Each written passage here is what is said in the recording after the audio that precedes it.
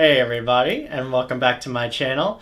And today's episode is on a magical place, Alcatraz. Alcatraz, known as the Rock, is best known as a maximum security prison located on its own island in San Francisco Bay. Alcatraz was initially constructed in the 1850s as a naval defense barrier, housing military inmates from 1861 to 1933.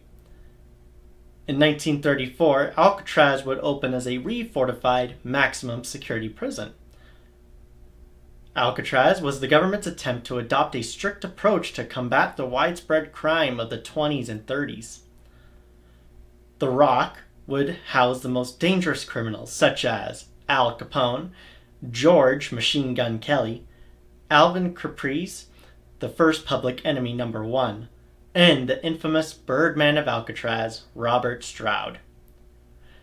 Alcatraz was deemed as the inescapable island, but this did not stop escape attempts.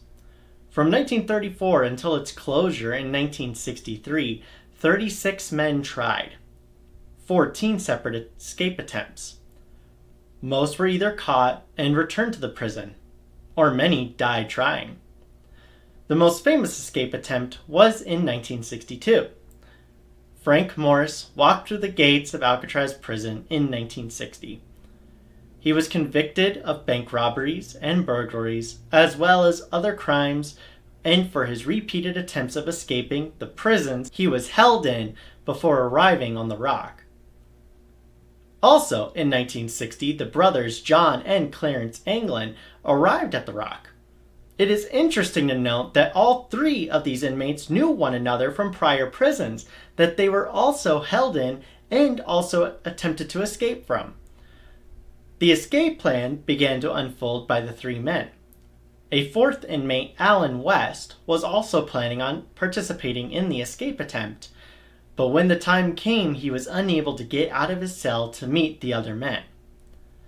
Frank Morris, the intelligent mastermind of the escape, the plan included loosening the vents in the cells and using spoons taken from the mess hall to dig out around it. It would have to become large enough for each of the men to fit through on the escape night. They would dig around the vent at night after lights out while keeping watch for the night guard. They would hide the hole with a suitcase or a board to keep the guards from being able to see. They would discard the rubble from the wall by putting it in their pants pocket and tossing it in the gravel outside when they were allowed to have their time in the yard or while walking for job duty. Behind each cell was a utility corridor where the men could climb up to an area and work in secret on their plan. They would steal saw blades they got from the prison workshop. They made an electric drill from a motor of a broken vacuum cleaner. They also stole or were donated over 50 raincoats to make a raft and life preservers from other inmates. Dummy heads were made from paper, soap, paint, and human hair from the prison barbershop. When the men would drill, Morris would play his accordion to hide the noise. Hot pipes served to seal the seams of the jackets and the raft. Morris's accordion actually inflated the raft. It is believed it took about 6 months to plan and prepare for the escape. On June 11, 1962, it was time to escape. At lights out, the men crawled through their vent hole into the utility corridor. They then climbed up 30 feet of the plumbing system to the roof. They then ran across the 100 feet of the roof and climbed down the 50 feet of pipes attached to the bakery smokestack. Once on the ground, they climbed over the fence and headed toward the northeast shore of the island. Here, they would put the raft in the water and paddle off into the darkness towards Angel Island, never to be seen or heard from again. Or were they? On June 12th, during morning bed check, a guard noticed that Morris had not moved during his rounds. He began to call Morris, and with no reply, he grabbed Morris's hair and tugged, and with that quick motion, the head fell off the bed and onto the floor, scaring the guard and alerting the prison of the escape.